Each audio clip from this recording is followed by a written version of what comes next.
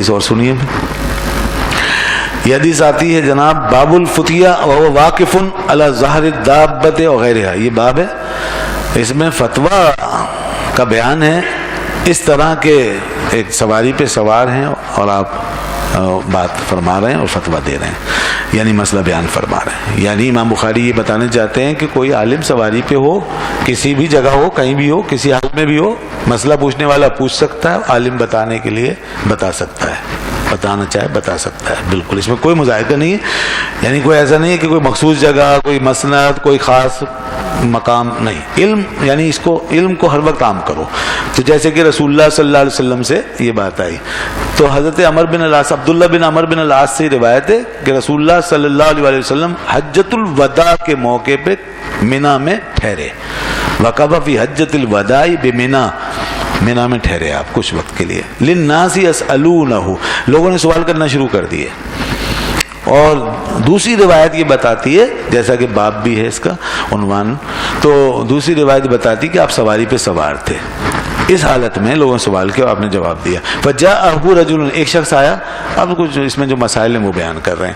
کہتے ہیں ایک شخص آیا، کہنے لگا لم اشور، مجھے پتہ نہیں چلا یا رسول اللہ صلی اللہ علیہ وسلم. فحلق تو، اور میں نے سر منڈوا لیا.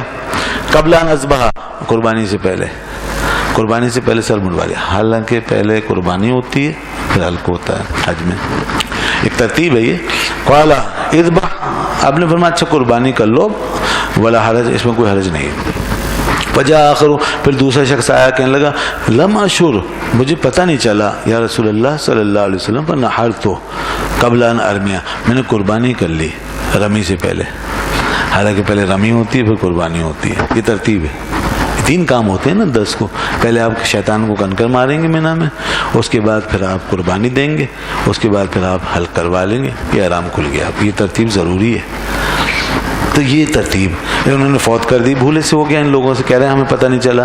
آپ نے فرمایا قال ارمی، اب تم رمی کر لو، ولا حرج، اس پہ کوئی حرج نہیں ہے. قال فما سئل النبی صلی اللہ علیہ وسلم عن شیء، میں حدیث مکمل کرتا ہوں اس کے بعد مسئلہ عرض کرتا ہوں.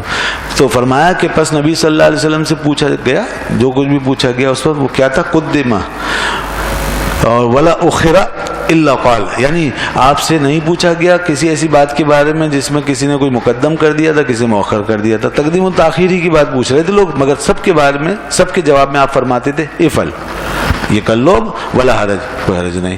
افعل، یہ کر لو، ولا حرج، کوئی حرج نہیں. آپ اس طرح جواب دیتے جاتے تھے. یہ حدیث مکمل ہو گئی. اب اس حدیث سے کچھ ائمہ نے تو یہ مسئلہ نکالا کہ یہ ترتیب جو بیان کی گئی ہے تینوں کاموں کی، یہ لازم نہیں ہے، کیونکہ پیغمبر علیہ الصلوۃ والسلام فرما رہے ہیں لا حرج، تو ترتیب تو گئی نا، ترتیب لازم نہیں رہی. اب ملوز رہے تو ٹھیک ہے، ورنہ کوئی حرج نہیں. یعنی کوئی کفارہ وغیرہ، کوئی فدیہ وغیرہ اس کا کچھ نہیں ہے. تو یہ بعض ائمہ نے یہ استدلال کیا ہے، جیسے امام شافعی وغیرہ، ان کے یہاں یہی ہے کہ وہ ترتیب کو لازم نہیں سمجھتے. آپ پہلے چاہے قربانی کر لیں، پہلے چاہے آپ رمی کر لیں یا بعد میں کر لیں، یہ ان کے یہاں. لیکن امام اعظم ابو حنیفہ رحمۃ اللہ علیہ اور امام مالک، ان دونوں حضرات کا اتفاق ہے کہ ترتیب لازم ہے. پہلے رمی ہوگی، اس کے بعد قربانی ہوگی، پھر حلق ہوگا. یہ ترتیب لازم ہے. اور اگر اس کے خلاف کیا تو آپ پر دم لازم آ جائے گا. اگر ترتیب کے خلاف کیا دم دینا پڑے گا آپ کو. یہ امام اعظم حنیفہ رحمۃ اللہ نے فرمایا. ان کی ایک دلیل تو وہاں سے آئی ہے، قرآن پاک سے.